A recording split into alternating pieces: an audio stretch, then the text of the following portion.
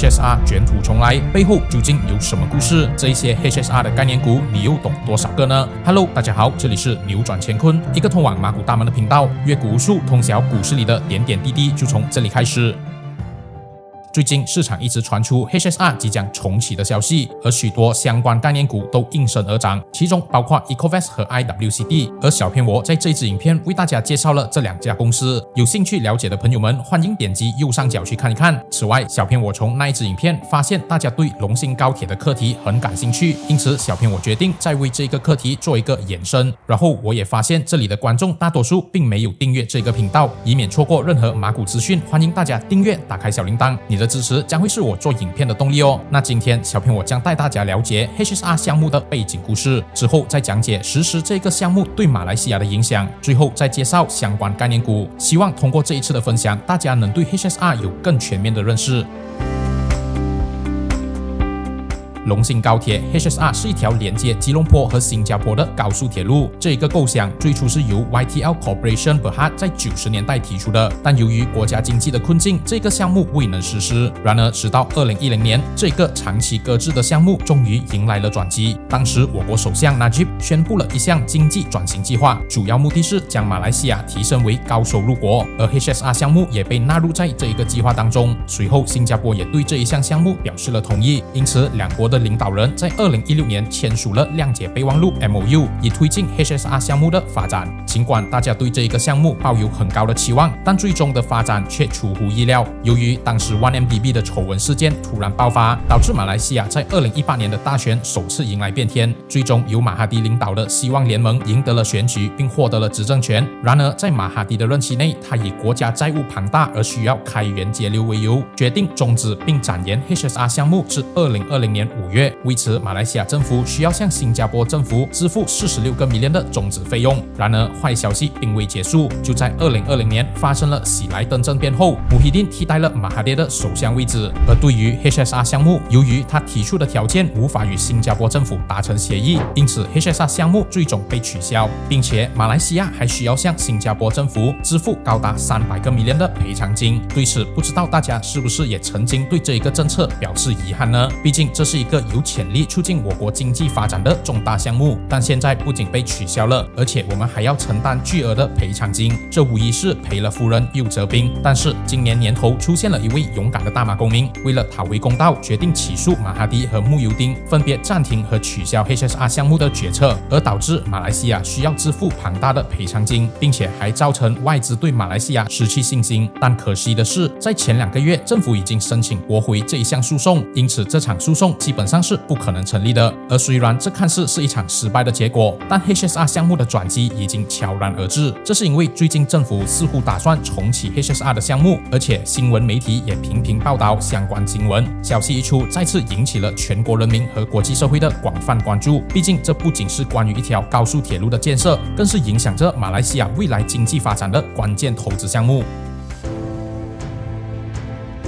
首先 ，HSR 能够为人民提供更多的交通便利，因为 HSR 的特点是在于速度。对比我们平时听到的 LRT 和 MRT，HSR 的速度是它们的1倍以上。这是因为 HSR 的最高时速能够达到每小时300公里，这使得从吉隆坡到新加坡的350公里距离，从原先4至5个小时的路程，缩短至仅需要90分钟。是的，你没听错，不到2个小时就能从吉隆坡抵达新加坡。这个时长可能比某些上班族堵车回家的时间还要快，因此 HSR 不仅将节省了大家出行的时间，也为两地之间的经济交流提供了更为迅速的通道。其次 ，HSR 还能带动许多地区的房地产价值，尤其是 HSR 经过的站点，其中包括 Bandar Malaysia、Sepang、Seremban、Aiak Keroh、Muar、Batu Pahat、Iskandar Puteri 和位于新加坡的终点站 Jurong East。根据专家预测，这些点站附近的房价可能上涨多达20%。这不仅为房地产投资者提供了巨大的潜在回报，也可能促进当地商业和旅游业的发展。此外 ，HSR 的项目也能够提升马来西亚的国际形象，这是因为许多经济发达或快速发展的国家，例如日本、中国、印尼，都已经拥有他们自己的高速铁路。因此，马来西亚修建了高铁后，不仅代表了国内基础建设的进步，同时也显示了我们与其他先进国家并驾齐驱的决心和能力。重要的是，这还会引起国际投资者的关注，并吸引更多的外资注入资金到我们的国家。不仅如此，在建设阶段，这个项目将刺激多一个相关产业链，包括建筑、房地产和建材行业，从而为马来西亚和新加坡带来长期的良好经济效益。预计将为两国经济增加21个 billion， 并预计到2060年将创造111000个就业机会。综合上述的好处 ，HSR 项目的重启无疑是对马来西亚的未来发展有着良好的效应。因此，政府也有意图重启这个项目，而且新加坡政府也愿意与马来西亚重新讨论龙兴高铁的重启计划。由此可见 ，HSR 项目的重启可能性是非常大的。一旦重启，可想而知，也将会有不少 HSR 概念股受益。那今天小编我将为大家介绍4家比较热门的 HSR 关联公司。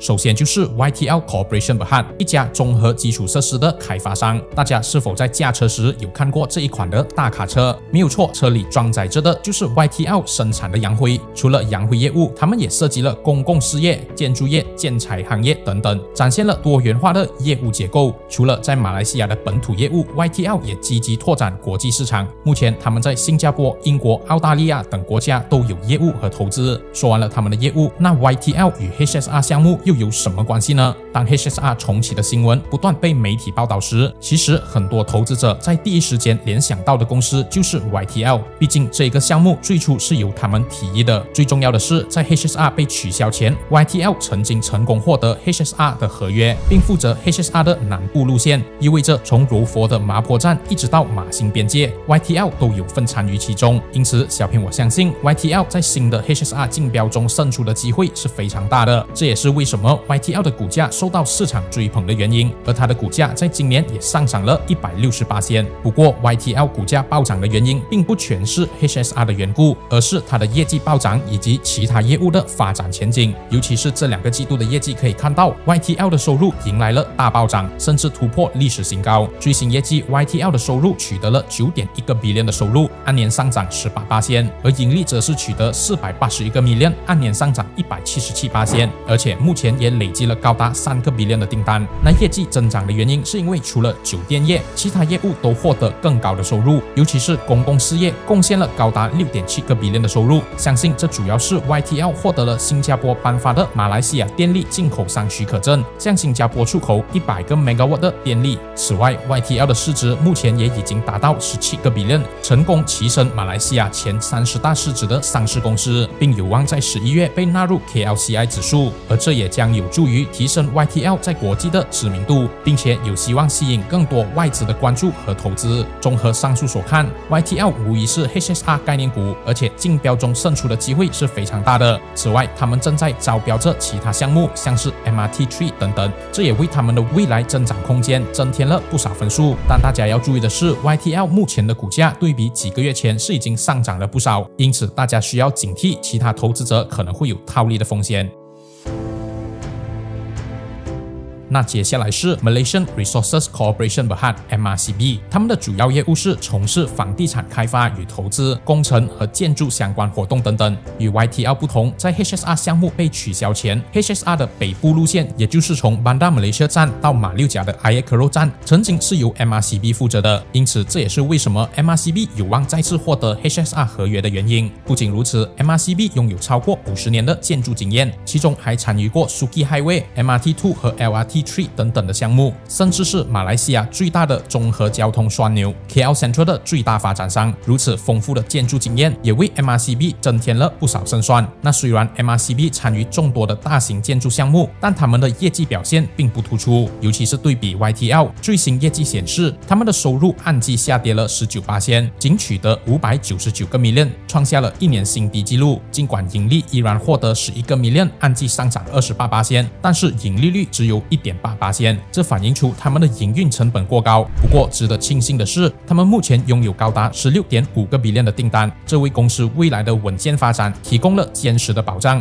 不仅如此，交通部部长陆兆福最近宣布同意让 MRCB 负责重新发展 KL Sentral 的工程，预计耗资超过1个 billion。另外 ，MRCB 还将获得 KL Sentral 上开发商业或住宅的权限，这为他们带来了巨大的商业机会和长期的收入来源。因此 ，MRCB 受到了投资者的追捧，股价在这3个月内上涨了超过50%。当然，最重要的是，他们也和 HSR 项目有关联，毕竟他们原先是 HSR 北部路线的承包商之一。但只要最终结果还没出炉，都是有投机的成分，因此奉劝大家在买入前要做好研究。那大家放工后，如果想要多陪伴家人并省下做研究的时间，那欢迎大家加入我们扭转乾坤的看透股市俱乐部。在这里，我们会为会员提供更详细、更专业的股票分析和分享最新的市场动态。而且通过这些信息，我们的会员不仅学习到了更多关于股市的知识，并且也从股市中获得了非常可观的投资回报。想要加入我们并获取更多的投资信息吗？欢迎点击留言区 Pin Comment 的链接联系我们哦。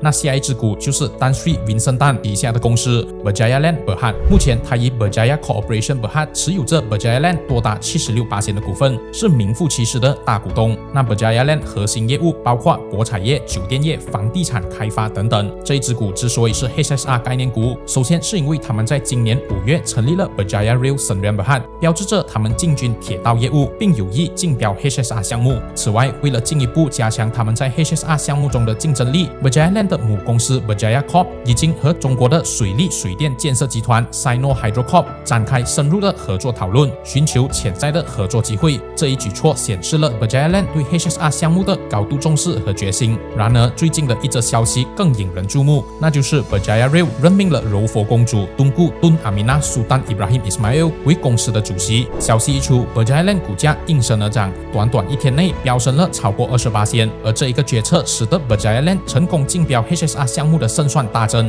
毕竟 HSR 的路线有一半是位于柔佛州，更何况柔佛苏丹在明年有望成为下一任的国家元首。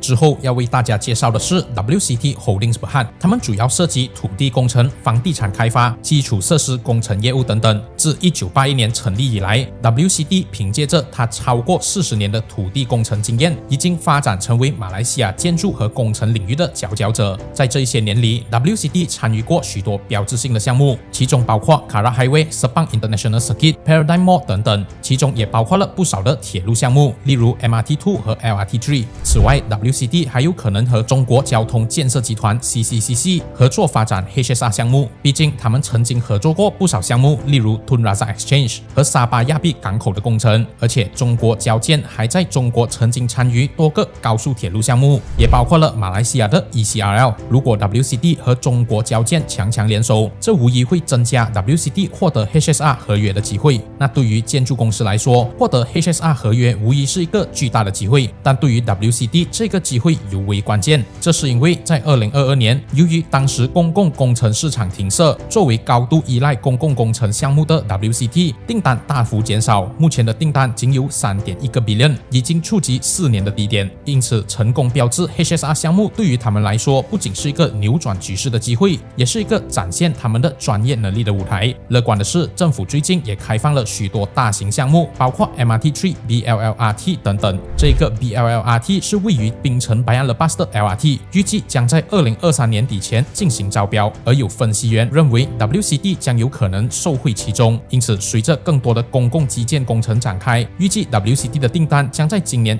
有所改善。股价方面， WCT 在过去3个月也已经上涨了高达40%。因此，即便 WCT 参与了 HSR 项目的竞标，投资者也依然需要慎重考虑，并做好研究，再决定是否入场。那进入总结之前，小编要送大家一个福利，你还在寻找合适你的马股投资平台吗？在这里，小编要介绍大家一个拥有超低水钱和良好服务的平台。这里水钱只需要 0.05%， 而且还有每年 2.6% 的利息回酬。这样一来，就能节约投资成本，轻松赢在起跑线。赶紧点击 Pin Comment 的链接开户口吧。